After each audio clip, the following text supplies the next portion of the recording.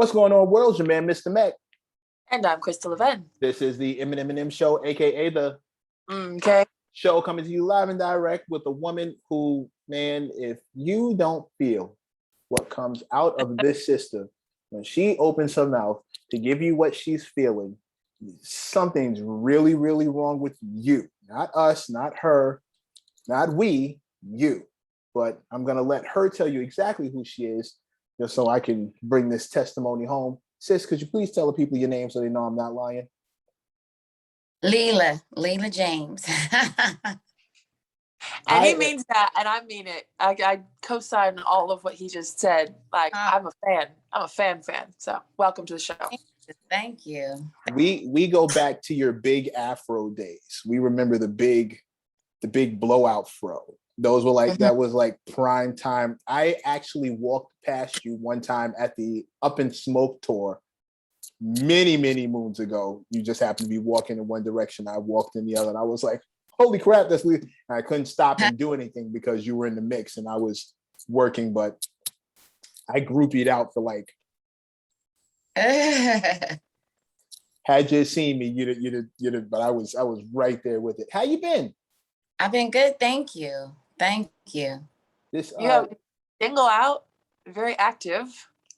Yes, we got a whole album out actually. I'm very excited about. It's probably for me my best work so far, and I'm so proud of it. The single "Complicated" came out earlier this year.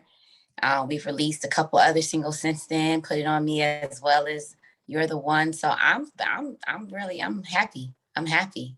And you're charting. Like your fans have like showed up. You get the sense that we've been waiting for you to pull back up to the cookout so we could get some more of this. You're charting. Yeah, I'm charting. Right now, Complicated is top 5. I think actually number 3 right now on Billboard. So yeah, boy. Yeah. I would say that's quite a feat, first of all, to come, not to age anything, but it's incredible that you have a span of your career. And for folks that came out before this streaming digital age to figure it out, to get more and more relevant, I think is really, really dope. So first of all, kudos, because it's a complicated, confusing, weird world to just market online.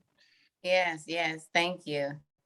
I think that's a testament to good music defeating marketing schemes. I think when the quality is there, it doesn't, of course you have to play the game, right? Okay, there's no getting around the fact that it's a marathon, not a sprint.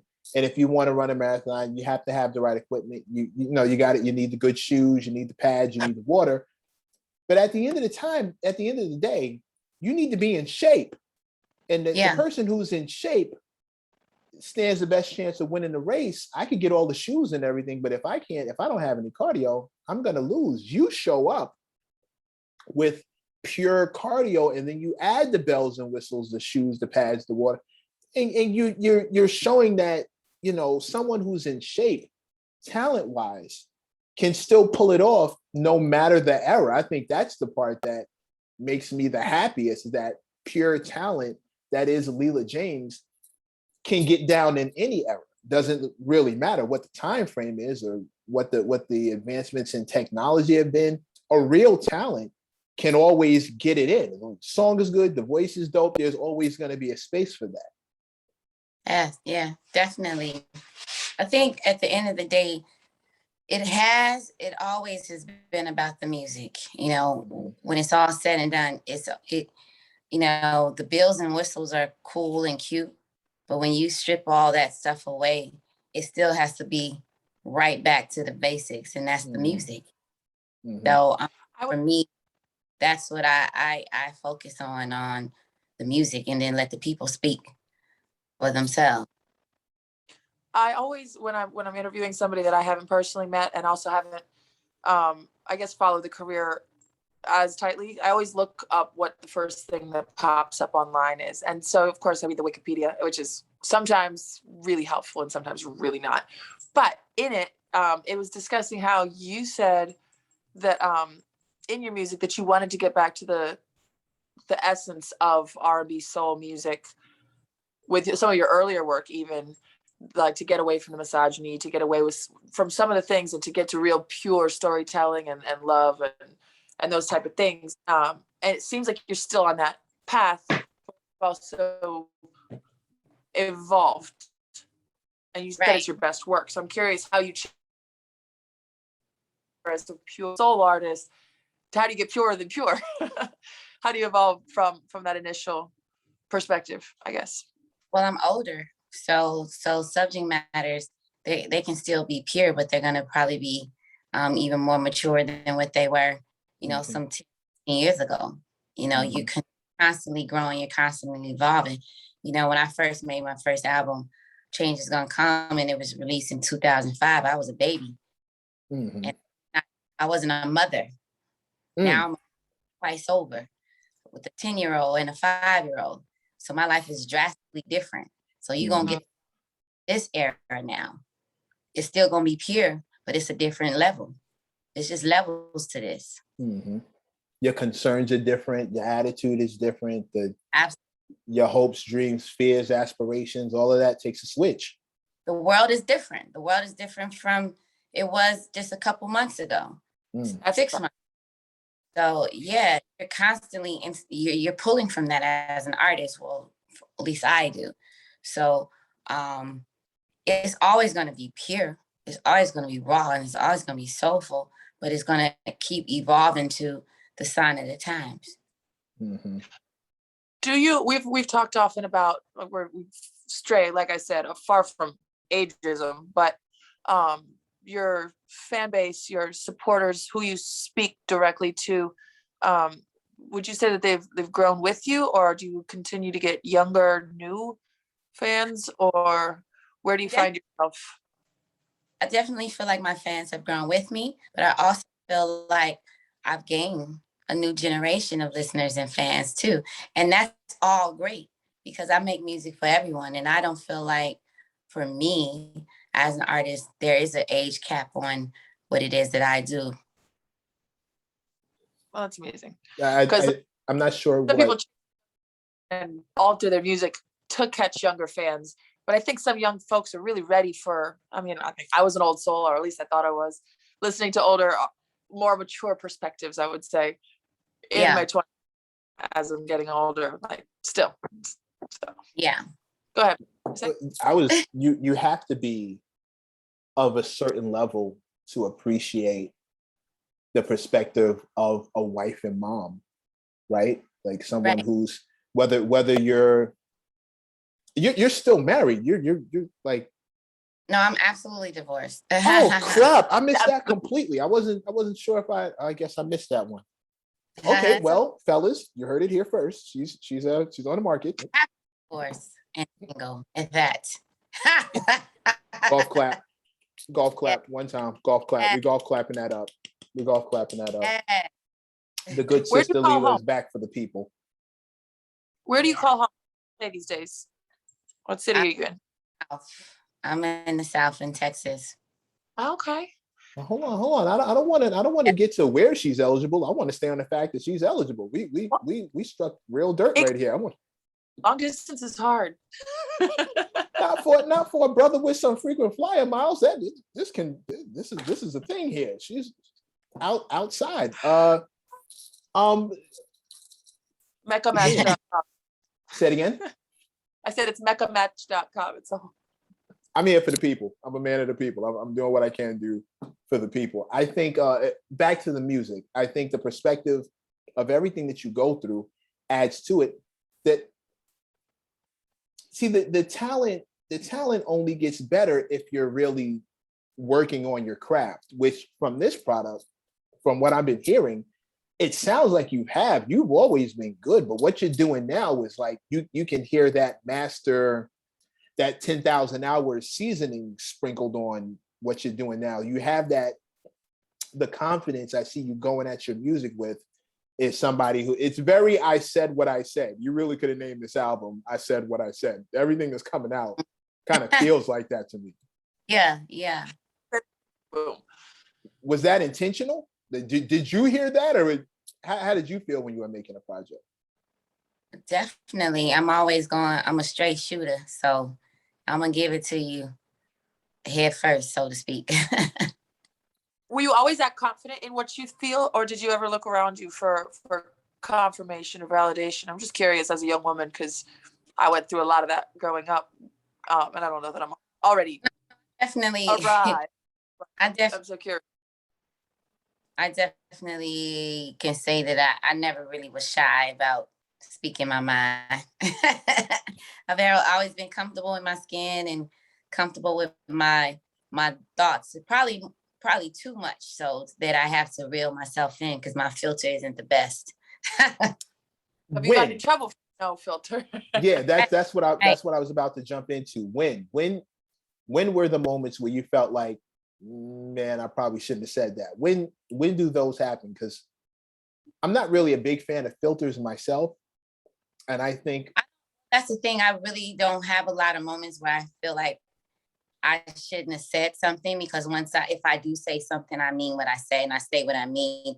But my filter isn't good when it comes to saying what I mean, because I may hurt your feelings. I might tell you that I think you're a piece of shit in just that way, versus trying to coddle you and say, oh, you're just not such a nice person. And maybe, no, you're a piece of shit. You are a piece of shit. Well, that's have you ever heard that? And that's a clean filter of saying that. That's a clean way of saying it. But my point is, I'm not one to filter my feelings too much. So you're gonna get the truth from me, whether you like it or not. I guess his question was more like, when should you use it? And I'm actually curious if it's affected anything, your personal or public or financial business life, to say that. Like, have you lost opportunities? Because obviously you got to stay who you are, right? And some people, if you've gotten in trouble for certain things, I don't know if Kanye regrets taking that mic from Taylor Swift. I think there's a difference in knowing when to hold them and knowing when to fold them. And yeah, you can have a good filter, you can have a bad filter, but that has nothing to do with picking and choosing your moments and times and knowing when to be quiet and knowing when to speak. Period. Okay. Has tact been more the thing as opposed to a filter? Maybe not so much as delivering the message, and not to coddle. Here's the thing. I don't think if somebody is a piece of shit, you should ever coddle them. I don't think if that's the message, if you're telling somebody you're a piece of shit, I don't think you should ever. That's an extreme example, but my point is I definitely feel like tact is always appropriate. I just say, when it comes to filtering the truth, I'm not going to coddle that for anyone. Period. Do you get so my music is going to tell and speak the truth, and then as an artist, I'm going to speak the truth too, and I'm honest on that. I'm saying that comes through in I think we're speaking over each other. I was going to say, in music, that does come through. It's personality. It's not just like, it's storytelling, but it's storytelling from your actual human personality. Like, if you hear two people say, I like you, they're going to say it differently, with different tone, with different gestures. And that is what, not anyone, a great singer can sing, but a great entertainer, great musician, you would have to, is all the other pieces that go into it. So I think that would make loyal fans, as opposed to people that just like, I could take that one, I could take that one, I could take that one. I guess they like your no filter or your straight shooterness. I'm also, but I do, again, believe in being tactful. I do believe in being respectful, giving respect, receiving respect. But I just feel like also standing in whatever your truth is important. I don't know. I've been caught up a couple of times in a bunch of debates with people because, like, ever since we've adopted the your truth expression, I find it, yeah, almost everything becomes Well, that's super subjective. Yeah, like, you know, you tell somebody that's not how that goes, and they go, well, that's my truth. Yeah, but you're dead wrong. Like this is not subjective. This is not something where, you know, your truth alters the fact. Correct. Correct. And I totally agree with you. All I'm saying is, if you're going to say something, stand on what you say. Mm-hmm, mm-hmm, mm-hmm. Because once it's out there, it's out there. True, true. And that doesn't mean that is the truth. Or that you can't change your mind when you get more information. Like there you go. I don't understand people. But a wise person understands that. So a wise person will always pick and choose their time and their moments, and know when to hold them and know when to fold them. Right. And know that, and know how to filter what needs to be filtered. Mm-hmm.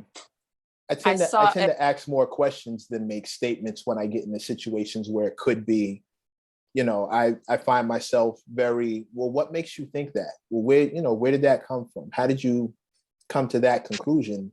There's so much gray area between point A and point B, but you're making such a statement. How did you factor that out? And that's kind of how I normally boil down to the truth. But if we're talking about music and we're talking about what you're expressing, then it has to be your truth exclusive. Like you can't come from someone else's perspective, not successfully, I don't think. Correct. How do you feel about soul music? R&B music is a lot of relationship talk often. How do you feel about seeing the other side of an argument? Because I think that's important communication with the opposite sex often, or just any individual, because we grew up different, you know, different experiences create different, you know, mindsets and all that type of stuff. So when I'm arguing or having a difference of opinion with, say, my significant other, he doesn't think the same way I think, and he has some different information that I don't. And if I'm the one making the mistake, I have to see how it made him feel, even if I was living my truth, if I thought I was correct. But he's still mad at me. So what do I do? So how do you feel about, compromise or seeing the other side of a disagreement, argument, situation? Everybody has their own perspective of things. So yeah, you would be unwise to not be open to hearing the other side of anything. That's how you can gather information and make conscious, wise decisions and choices. It's not a one-sided world. I think that's part of the problem that we have right now. People are operating from their own selfish, one-sided views. You have a whole culture of people that are affected right now by racism, but because a whole other culture of people may not have experienced it, they feel like, well, I'm not a racist. I don't have those problems. Okay, but that's not that's you. Mm-hmm. Come live in our land. Mm-hmm. Right. You understand? So you have to be open to hearing another person's experiences or another person's perspective so that you can make a conscious, informed decision or choice. Mm-hmm. Yes. I'm curious, as you pointed out, this is not a new issue, racism and the stuff that's at the forefront of the media and all of our lives right now. How do you think this pandemic in the last couple of years, do you think we're making progress? Do you think there's good things happening in this? I think that the pandemic and the lockdown made some people better people just by forcing us to grow, forcing us to pay attention. And other people just chose to be head in the sand. And I'm just curious how it affected you or what you think about the changes that the last couple of years have seen. Well, I was born Black. I'm gonna die Black. I've been experiencing Black issues my entire life. So it ain't nothing new under the sun for me. I think some people have just been revealed a little more. Mm-hmm. Mm-hmm. The layer, you've been peeled back because of the pandemic, and people are being exposed for their horns are showing now more than they ever did before. And so a lot of the hoods that were, not seen are now being seen. When you talk about, racism doesn't exist because I don't see it and I don't experience it. You know what burns me the most out of that crowd? It's when I hear Black people say stuff like that. It's when they find that one Black guy, that one Black chick, like, who just come out the blue and say, ain't nobody ever oppressed me. It's okay, and that's unfortunate, and bless that person's heart. But when they get pulled over for driving while being Black, and they're harassed, beaten, or worse, then, oh, it is a problem. Yeah, bruh. Or they just stick their head in the sand worse and double down and say, well, that was one bad apple. That was one bad cop. He didn't pull me over because I was Black. Like, the mental gymnastics I see from that crowd. Yeah. Well, all kin ain't skins. So then move on. My dad used to say, I'm not arguing with anybody Harriet Tubman would have shot. There you go. We'll have to get the plantation. So let's move along. Say that one more time. You broke up. I said, yes, some were left on the plantation. So you just move on along. And some decided to stay. Some of them opted to stick around. And yeah. Okay. Yeah. I'm gonna do some extra spins of Leela's album tonight. She's earning extra fan points with the kid. Go ahead. Go ahead, Tris. I was gonna say the other part, I also kind of grow through the pandemic as far as people paying attention. I think a lot of us were really, really distracted by just going out, maybe being too social media, to all sorts of stuff. We just took for granted our lives, and then being forced to sit down, and whether it was true, right or wrong, whether the government got it right and whether we're ever going to get rid of this thing. I think a lot of people grew up in the last couple of years. Do you think that you changed? Do you feel like you changed at all in the last couple of years, as far as personally, as far as the way you want to be in the world? Relationships, how you raise your children, those types. I changed, but I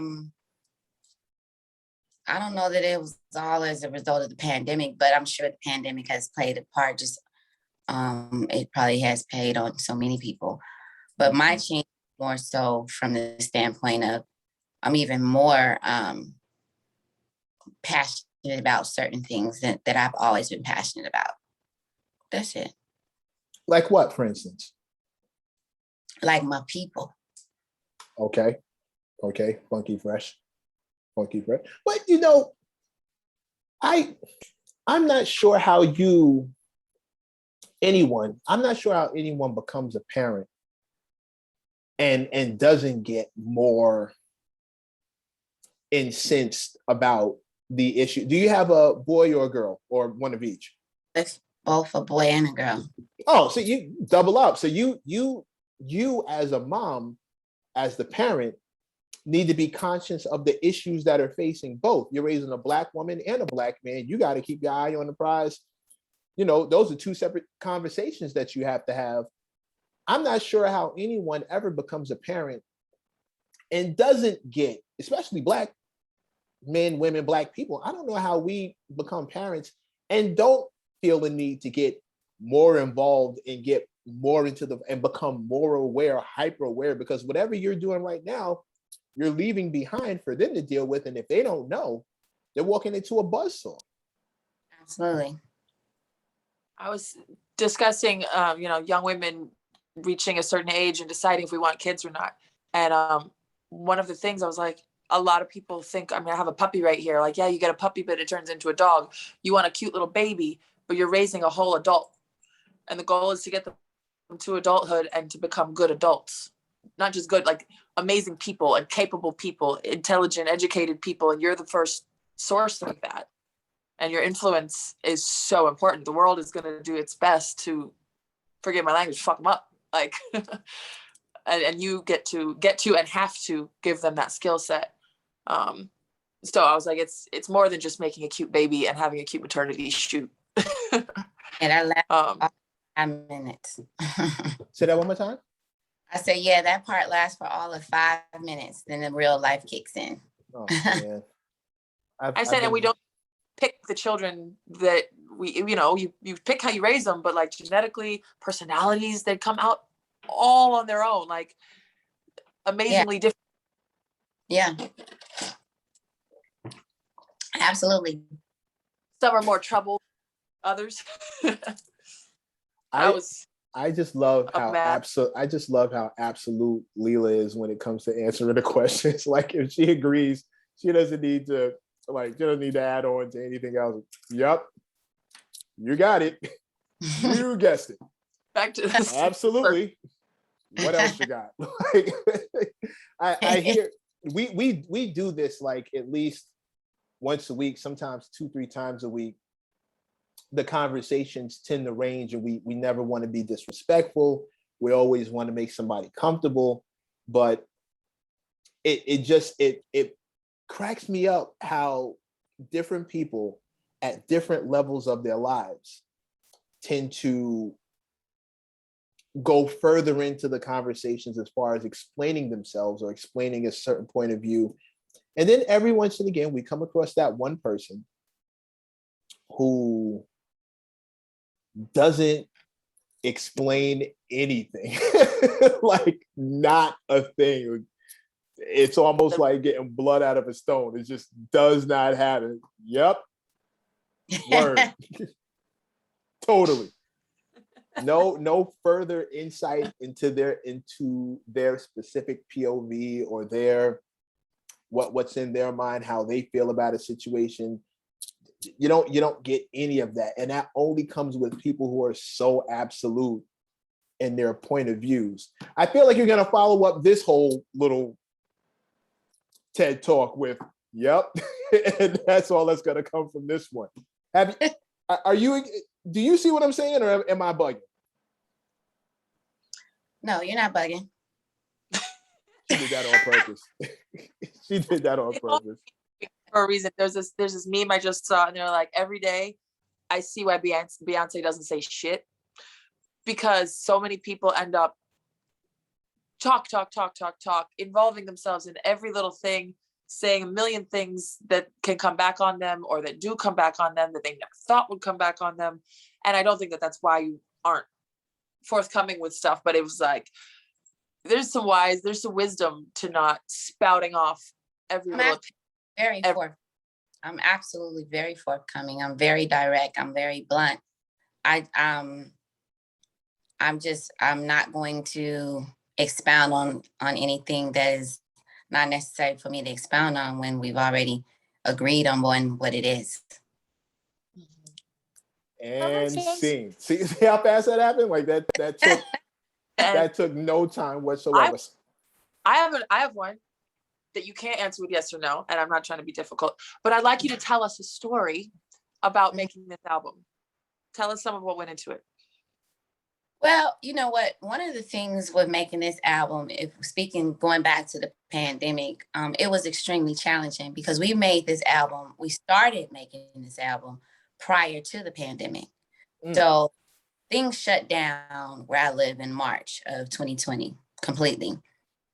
I did my last show that same month, live show. And then everything, as y'all all know, was crazy, so to speak. And I went through a period where I wasn't even feeling creative anyway. You know, I was so distracted and so taken back by everything that was happening that I didn't feel like getting back into the studio. I couldn't even hear music. You know, my focus was literally like, we need to stay alive. And our people are dying, or people are getting killed for the color of our skin, blah, blah, blah. So it was a time where music was the furthest thing from my mind initially. And trying to complete the album was not something that I could foresee. And it was very challenging trying to get it done when we finally did go back. Excuse me. Oh, The little ones. mommy mode is never off. Go on. Yeah, go. I'm trying to do an interview. Ah. No, you'll get it when I'm done. Thank you. Respectful young boy. That was great. Oh, good. Great, and it's still happening. That was awesome. And back. Yeah, it was very challenging trying to complete the project because I couldn't travel. I couldn't travel to record. And then again, I wasn't even mentally in a space where I felt like putting the energy to record. How far along was the shutdown happen?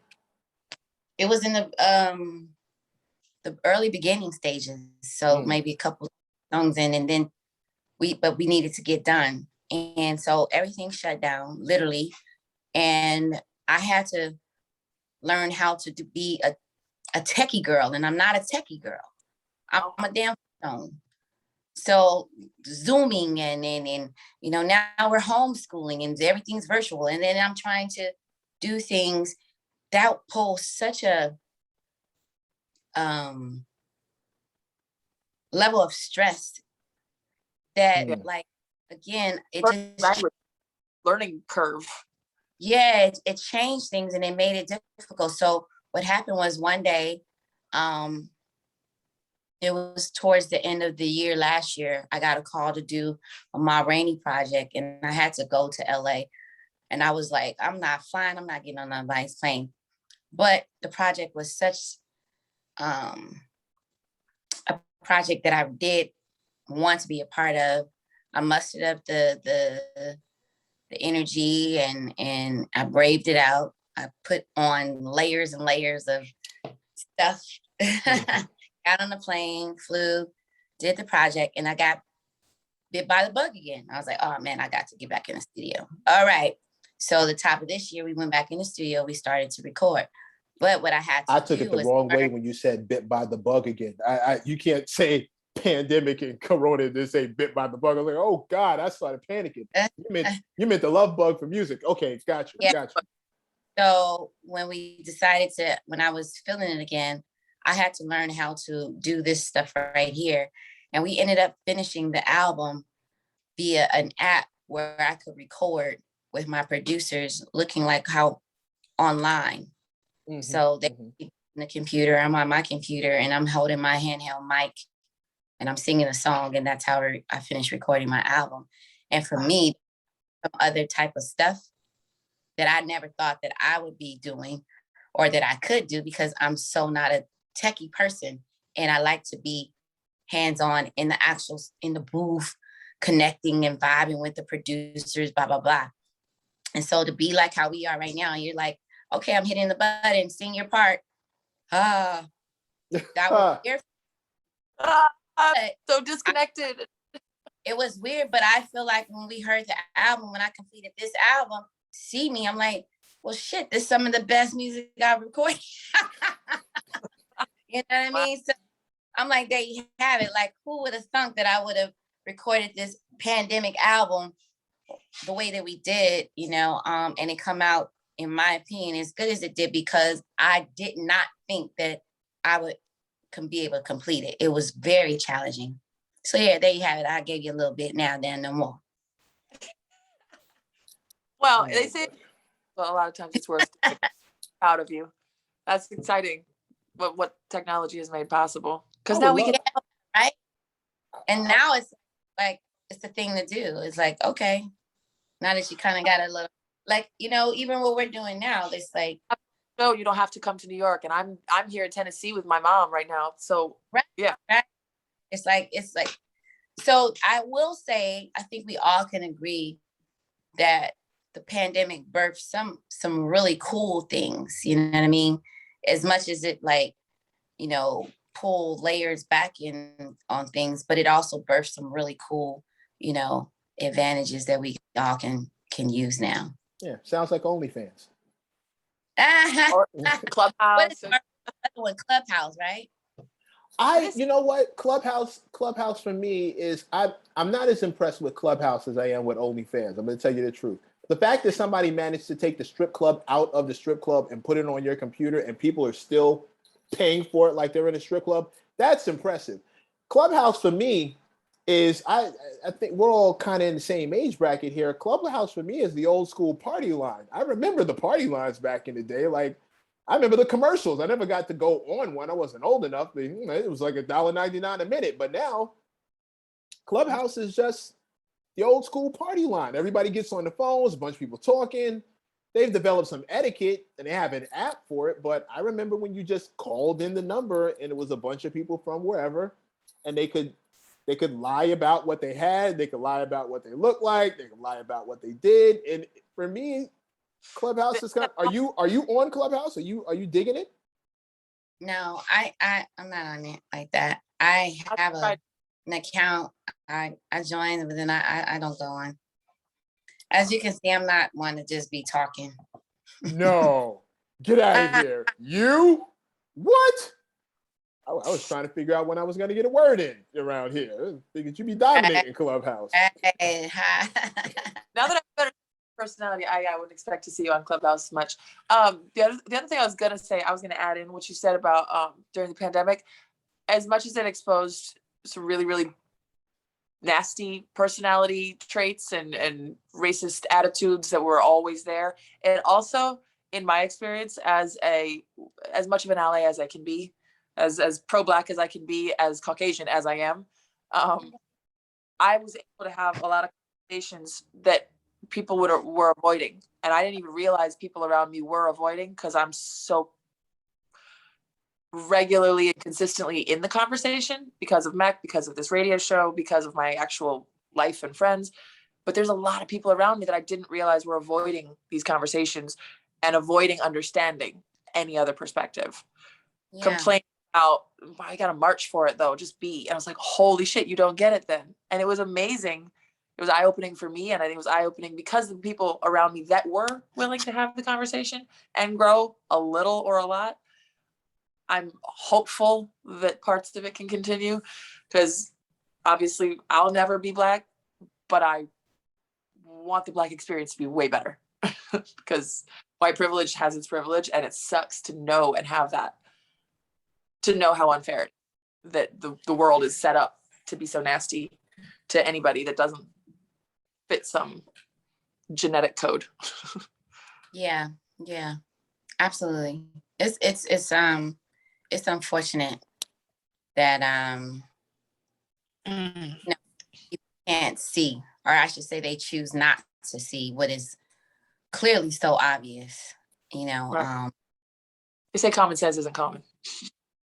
I mean, we watched a man die. The world watched a man die at the hands of a racist with his knee on his neck.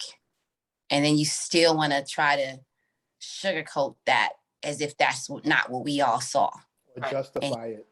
Defend it and somehow have a trial about it. Yeah. Yeah, like what is the trial for? Like what is there to discuss? He murdered him. The world saw that. And if that had been a white man, there's no way in hell it would even be a question. Or if that were Black people that were on the Capitol in January 6th on the God. Bodies on the place. What are you talking about? Right. They find weird words like, to show. Why are we even having this conversation? Like it's so like whatever. Like come on, like it's insulting at a certain point. Y'all, racism is real. Don't tell me it's not. Like if you do, like we have nothing else to really talk about. That's it. I'm sorry. Come on. We had to live. What we need to see? I was gonna say we had to live Kweli on the show, and I asked him because he spends a lot of time on Twitter arguing with Nazis and racists and calling them out and all this stuff. And I said, yelling at somebody that you disagree with will never make them agree with you. And he said, that's not my job. And I was like, okay. And, to some people, it's important to try to change minds and to help, let's say, educate and find peace and find, this stuff. And he was like, nah, my job here is to call them out, to point it out, to protect my people. Okay, that's a valid perspective. Yeah, at a certain point, it's a waste of energy because people know, and people just choose to see what they want to see. That's it. Right. We all know Leela's not one for wasting energy. That's not what's going. That's what we not gonna do. She ain't gonna waste a whole bunch of words trying to get the. And not to mention, I'm joking, but I really agree. In 2021, if you don't see it, it's really because you don't want to. It's one thing for like back in the day, before everybody had a camera in their pocket, and before there were examples all over the place, and you know, we knew what was happening back then, but the world didn't know. If you don't know it now, if you look me in the face and you still are in any form of denial now, this is intentional ignorance at this point. You just don't want to know. Your head is in the sand on purpose. You just rather not deal with all this nightmarish stuff happening to everybody else on a day-to-day basis. But to pretend you don't know, Yeah. I don't know how anybody does that. They do it because they choose not to do it. Because like you said, there's no way in hell. That's like me looking at you right now, right? You have on a do-rag and glasses. It's obvious. It's very obvious. You would be like, what you look like telling me, well, that's not really a do-rag. Well, that's part of his dreadlocks. Like, no, that's a damn do-rag. What are you talking about? I got a paisley pattern on my head. Stop trying to change the narrative. Right. Like you're taking the truth out of the schools. You don't want racism taught in schools. Why? Are you ashamed? You should be. It's real. Why are you taking Critical it race out? theory. Yeah. Talk about it. Mm-hmm. People choose to see what they want to see. They choose to do what they want to do. That's it. I got a question. And we live in a society where there are groups of people who choose to not want to deal with the fact that racism is real and very much so prevalent. That's it. Would force them to change their life and they're scared. Yeah. There you go. So I got a question. Said people going to do what they're going to do. How do you feel? We don't have to get into a deep discussion on it because people are all over the place with this opinion. My body, my choice, the vaccine. Where do you stand in that whole discussion? I mean, do you care? It's everything. With everything else, you can't make people do anything. I made choices for myself and my family that suit my lifestyle, and I can't tell someone what to do. At the same time, when your actions affect other people, I think you should be very sensitive and very conscious of that, period. For me, that's about where I ring into. I'm all for freedom of everything, but people don't seem to understand that your freedoms stop when they step on somebody else's. Exactly. Like the ceiling of go ahead. I'm sorry. No, I'm just agreeing with you. I'm just saying when that imposes upon my freedom, that's where it's no longer anyone's freedom of choice. Right. You can't choose to put somebody else in harm with no regard for them, and they have no recourse. But given this society, given the history of the way things have operated, they sure can. And they're only doing what they've been doing and what has been done. Right. I saw when they're like over again. How do you change that though? Have you given any thought to how, if it's possible, how that would be changed? What we could do to change that condition?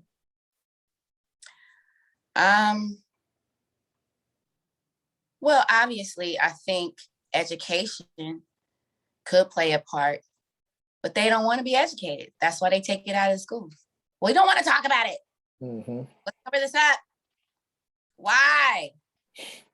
Personal responsibility. Talk about it. Feels like because it'll force you to have to deal. Right. So I don't know. The gaslighting line of the year for me has been that critical race theory actually teaches racism and encourages division between the races. That one cracks me up. Every time I've heard that, I can't do anything but put my head down and chuckle. The fact that you think, that telling your children what this country was built on in a real way, instead of the sugarcoating that's been happening. And like, if they knew what Christopher Columbus really was, and then found out that there was a day dedicated to him, if they knew what he was really responsible for and what he really did, and the fact that you guys celebrated him, it almost feels as if, like Chris said, and like you said, you'd have to take responsibility for all these things you've allowed, knowing what's here now. And the fact that you think that's teaching about it is what's going to cause the division, like, really? You think getting the truth on the table and us and other people of color actually having their stories told is what's going to divide the country? Seriously? We're mostly pissed because you guys act like what we're telling you never happened. You don't see me. Yeah. I have a question. What is if in some magical alternative universe, the powers that be, the big politicians, the white billionaires, that if they would try to change or try to apologize or make reparations or make amends, would it even be accepted? Could it ever be accepted? I'm just so curious, because I'm not saying that there's no way out. That who knows? Yeah, like I'm curious, because I don't know that it could ever be. It would have to come with actions, Chris. It couldn't, like, we've been hearing words like since we've been here. Make amends, like somehow We're the only race of people that have never received reparations, and we've been oppressed the most. So I don't know how we would feel, because it's a lot of debt owed us. Right. Well, and at some point, it'd be like, you're just going to throw money at it, which would be nice, but what about the actual, like, all the trauma? Right. Hundreds of generations. I think that's for us to handle in a lot of regards. Like they say, you're not responsible for your trauma, but you're absolutely responsible for correcting it. I don't think that would be up to them. However, we wouldn't be asking, as a people, them to do anything that they haven't already said they were going to do. Right. You literally just have to follow through with your word, the thing you gave your word on. All we'd be asking: reparations, critical race theory, teaching that in schools. All we're asking for is the promise that you already given: indivisible under God, land of the free. That means teaching. That means if we're going to be free, you got to teach what happened. You can't keep stuffing our shit under the rug and pretending that all this trauma that we're dealing with is out of nowhere. All these conditions that we're dealing with are out of nowhere. The war between Black men and Black women is out of nowhere. Like, these things weren't intentional. You have to stop. You can't talk as if Black Wall Street is the only Black city that was wiped off the map by the government and nothing ever happened. I was just in Atlanta. There's a lake in Atlanta where when the water is still enough, you can look down to the bottom and see the church and see the buildings and see the houses. It's still at the bottom of the lake. Like, it's like horrific. They just completely buried the town. People die on that lake too. Say that again? I said, and people have mysteriously died on that lake. I ain't mysterious, my ass. Ain't nothing mysterious about that. There's angry Black people down there pissed off, and they should be. Like, exactly. Yeah, mysterious, my ass. Like, if you get God, I know why that happened. I'm not going to. That's a ghost. That's a ghost town. That's a haunted house on water. You're completely asking for it. Ooh. Right. I got a question before we get out. We only have a few more minutes, I guess. What do you do for fun outside of music and including I cook. I garden and I cook. And okay. Those are self-fulfilling hobbies. You garden so you can make a bunch of stuff that you can cook. Those are Are you a vegan? You're vegetarian? No, no, I'm not. I'm Okay. sorry. No, I'm not a vegan. Gardening, cooking, that just sounds like whatever you make, you can eat. But it also means that you get to, it's homemade organic. Organic food is expensive. Facts. Any of us can or can't afford it, but it's not fair that actual reasonable It's good relaxing costs therapy. more. It's relaxing and therapy. Okay. Okay. Sorry. Mama I'm a mode mother. is really happening. No. You know what? This is perfect because what we can do is we can shut down the interview part now, and then we can roll right into the single, and we can play some records off of this new project like that. That kind of works out for me. We can spare us these. We got like 10 minutes left. We can use these last 10 minutes to play some records. Yes. Okay. We have I'm some sorry. support you. Yeah, no, but wrapping up really quickly, to answer your question, make sure that it's clear. For me, gardening has always been another hobby as well, and I love interior decorating. So I do that aside from music, and I like to cook. That's amazing. So, but thank y'all. I know we're wrapping, and these kids are actually starting to have a hissy fissy. But oh. We really appreciate you coming on the show, and we're fans. And thank you for sparing some time for us. And I appreciate the time, the conversation. The album is out. See Me is out right now. I don't have a favorite record on the album because I love the entire project. But I'm very appreciative and grateful for the support and the love. Shout out to everybody that's been holding things down. Y'all, you can follow me on Instagram, Lena James Official, and Twitter and Facebook, all of that. It's very easy to find me, Lena James. But mommy duties are calling me. This is a raw moment. I told you I don't have a filter, so I have to go. Absolutely. But I'm a mother first, and yeah. Cooking, gardening, interior designing, and Black Mama in sounds very neo soul stuff to me. In the meantime, in between time, I'm your man, Mr. Mac. And I'm Crystal Levin. This has been the M+M+M show, aka the show. May you live as long as you want and never want as long as you live. Do us a favor. Go be happy. Catch you guys later. Peace. Bye.